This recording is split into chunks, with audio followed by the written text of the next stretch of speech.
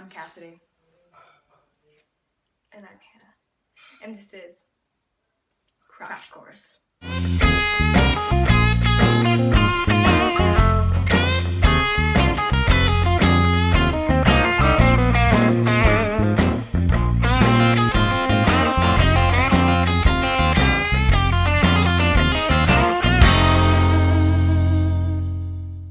From young ages, many of us are taught that we shouldn't judge other people too harshly, because there's often a side of the story that we don't understand.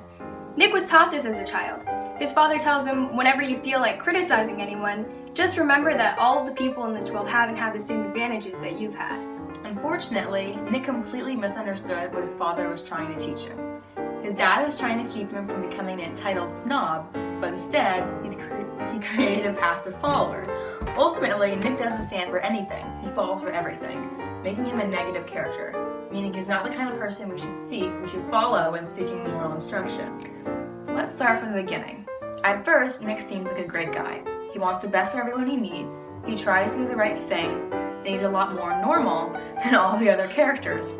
Normal in that he isn't a murderer, gold digger, or con artist. Many readers find themselves rooting him on, or even admiring him. As Cartwright puts it, we feel special affection for Nick, in part because of the freshness and humor of the novel. We wish him well. This is likely caused by his innocence in such an immoral world. Nick is an innocent who admits his complicity in a corrupted world, a supple and conflicted voice at once lightsome and gloomy, naive and disenchanted, according to Robert Hahn. His innocence is intriguing and almost charming, but at the same time it's dangerous, because we might mix this likability with strength and character. It's important to consider that Nick really didn't grow as a character either. Think about it. He, quote, loses Gatsby, misses love, and retreats to the safe and complacent Middle West of his past, according to Kent Cartwright. He even misunderstood why Gatsby died in the first place, blaming hope and wonder for his death, when really, quote, Gatsby dies from the shallowness of Daisy, the hard malice of Tom, and his own pride and misjudgment, according to Kent Cartwright again in his article Nick Carraway as an unreliable narrator. But can we blame Nick for completely missing the point of everything that happened? I mean, Nick didn't even understand his own feelings and thoughts, let alone those of his peers. Throughout the novel, Nick is always second-guessing himself and going back on his word. First, he says he won't judge, then he'll slip in a few quips of judgment. Next, he says he hates Gatsby, when he clearly idolizes him. He says his life is a literal nightmare, yet he doesn't take any steps to make it better.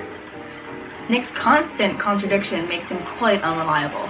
In quote, we can trace the evasive maneuvers of a man whose first thought is typically overridden by reservations and reversals, whose original proposition is usually erased, though it lingers as it palimpsests, says Robert Hahn. How can we as readers rely on Nick to tell the story if he doesn't even know who he is? Which leads us to our next point, the possibility that Nick is gay, or confused with his sexuality due to his lack of self. There is no definitive proof of this, but he, quote, he is evasive about his own personal life. He has run away from a relationship at home, he has a short affair in New York, but it tells us little about it, and he's reluctant or unable to commit to Jordan Baker, end quote, says Bernard O'Keefe.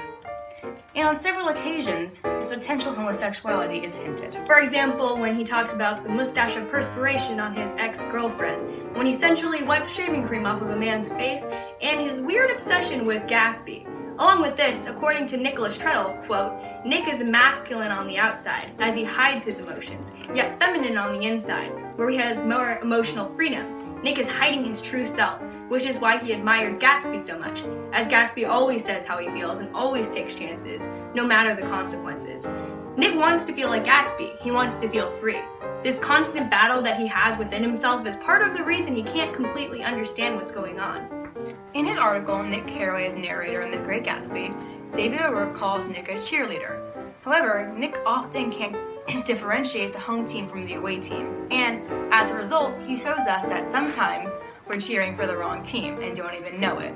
His dad tells him not to criticize the people who, quote, haven't had the same advantages that he's had, end quote. So why does Nick reserve judgment when talking of Daisy, Jordan, and Tom? All of these people have had the same advantages as he had, but they're terrible people. His narration and character have an entire moral in itself, one that readers can actually do something about. While Fitzgerald's visions on the American dream can't really be stopped easily, I mean, he straight up says that it's inevitable when he talks about the bugs, we can certainly work on ourselves. We can stop being ignorant and change our own fates, instead of blaming others or accepting things that we know aren't right. Nick stands on the sidelines and lets terrible things happen.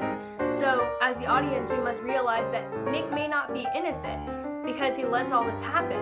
He lets Tom cheat on Daisy, he lets Daisy have an affair with Gatsby, he lets Gatsby take part in illegal businesses, and he lets Daisy get away with murder. At some point, we have to sit back and realize that Nick's not the hero that we want him to be. The only time we personally applauded Nick was when he decided to hang up on Jordan and end their relationship. At that point, he finally made a decision that benefited himself rather than the people around him. But through Nick's naive persona and the rest of the novel, Fitzgerald shows us that despite our intentions, sometimes we just don't get the big picture. We need an equal amount of firm morals as well as self-awareness in order to be a positive person.